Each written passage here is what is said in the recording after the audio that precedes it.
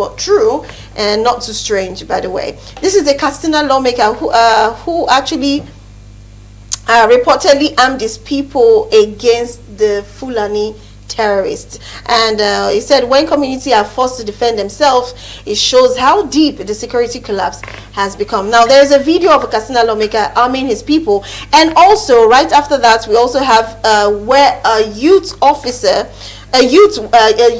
in a community flogged an officer over a drug use in Rivers State. So please do me the favor of combining the two videos together.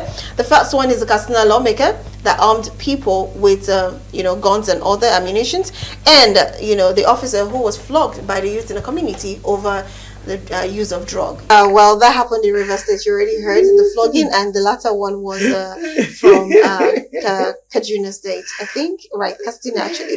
So, Nuruddin, for the honorable, will you blame that politician? You can't blame. The only just thing there is that kind of gun he can buy, that is support of the law, is not the one that I'm seeing. Oh, okay. You understand? All those dang gun. Yes. If that one can be bought, the one that hunters used to. Yes, that one. But this one, you must get the license to use it. I don't know, maybe he has registered it in his own name. Maybe security operators are involved. But if they are not involved, it's against the law. Let us be frank. But will you blame him when you discover that people need to protect themselves? When the security architecture cannot protect them, and they've lost a lot of people. So you may not be able to blame, but it shows the level of insecurity that we have in the country. And for the police officer, IG is supposed to call the police officer and say, thank you, thank you, thank you. Because he has put police in the bad light. And I must confess, along there's a place called Ilezik, along Agege Motor Road, where some NDLA officer used to come there. You see police officer running on uniform. When they want to catch or you see them running too. They are human beings like us now. But one thing that is there is this. It shows that IG still need to do a lot of things. A lot of talk to all this. It's very, very important. And the way they recruit them is also very, very important. When you see a police officer being embarrassed like this, it's the way they normally call us, bloody civilian, now beating police officer because of drug. No, it's so shameful. And I know that man is a gunner in police. He's a gunner. He's gone. Okay, all right. What do you think? Let me start with the police one. I would very, very much hope that those guys are apprehended. The guys that were flogging. So the two parties, they should carry all of them. I find it a bit. I'm embarrassed on behalf of my country that a man that is charged with the duty of protecting and enforcing the law. They now enforce law. Taxpayers' money to pay him. We're arming him and uniforming him and feeding him with our money. They caught him breaking the law, and then they are now flogging him, enforcing committing another kind of jungle justice on him. It just shows the contradictions of this society. So for me, what needs to happen in that scenario? They should pick up those guys, unless those guys have authorization from maybe the police or the NDLEA. They are some sort of ambassador or whatever. Even if they are ambassadors, it's against the law. You can't raise hand against anybody. That's what you should do is just arrest them, take them to the police or the NDLEA, and let them face the full wrath of the law through the court process. So they should pick those guys up so that this will not be encouraged. Then the policeman too, like Mr. Rivero said, is a gunner. As far as maybe I should say it's a Chelsea. He must be fired, and he must face, if he can be proven that he actually did that, and then he should just face the law. Now, for the other video, Mr. Degwero, I looked at that thing. I've been looking at it since. I think it's fake news. I don't believe it. I examined the video carefully. And the body language. The body language of the people. There are uniformed people. People that are wearing, go and watch that video again. Anybody that you can display the video while we're talking. You can display the video. You will see people wearing uniform, people with helmets, well kitted and geared that look like official security. It is not official security. When you now see those people kneeling down. No. So what I'm suspecting is that thing didn't happen in Nigeria. That's my suspicion. I don't think it is something that happened. I think, let's not forget how fake news, false attribution has been a major problem on our social media circles for a long time.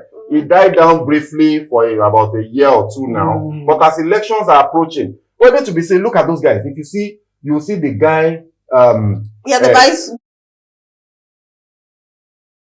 They're going to try to train the person. Yeah. You see that he's wearing a uniform. And that uniform doesn't look like the one of Nigeria. No. It's not doesn't look like Nigeria. Another angle that is that the voice that was laid on that picture doesn't commensurate with it. But one thing there is that I think NSA, National Security Advisor to the President, needs to look into this video and come out with a position on it. And the member, politician mentioned also needs to be questioned. And because I expect him to have put an information out, this is what happened. But I can tell you, a day gun, those hunter guns can be procured in that situation because that one is within the ambient of the law. But this kind of gun, as far as I know, the licensing that police provides for arms is, I think, is for hunting. Yes. Primarily. Yeah. And then, of course, a gun is a gun that can kill an animal within a human being. So you can use it to protect and defend yourself. Not this one. And if that happens, the law, you are covered because you have a license, right? But this one that I saw in this video, those are high caliber machine guns. Yes. So I don't think did they mention the name of the senator? If they did, the guy must come out to disclaim this or explain himself because we cannot have this. Nigeria still does not have legislation that allows civilians to carry this type of high caliber weapons. We're not the United States. We're not ripe for it. If we allow that thing to happen, it will not take us 2 years before we kill ourselves. Everybody will be dead. So we don't. I want my gun, you hold your gun. Exactly. In the middle of the night, your girlfriend. you shatter me, I shatter you. So we don't want that. And I don't think that it is an example that we should follow. So that issue, government should respond to it and make sure that they kill it properly. Yes. And if that narration, because if you read the caption, it says it was positioning north south. Whoever posted that video, they should track the person down to come and give explanation. Let him explain himself, and if it is found that it was fake and he was trying to cause mischief, he should face the law under the cybercrime. But it is very, very obvious that the government also needs to do something clearly and make a statement. The way they are waiting for things to go wrong before they will now speak is not good for us, so that they will be able to put the position right and they will be able to take it over for us. But I can tell you, insecurity in the north is a fact. Government needs to do something. And I think it is because of this insecurity issue that you still have people that are sympathetic to the idea of carrying guns. Yes. And I can't blame them, because if you look at the Yetawale people, the way they imagine the CDS.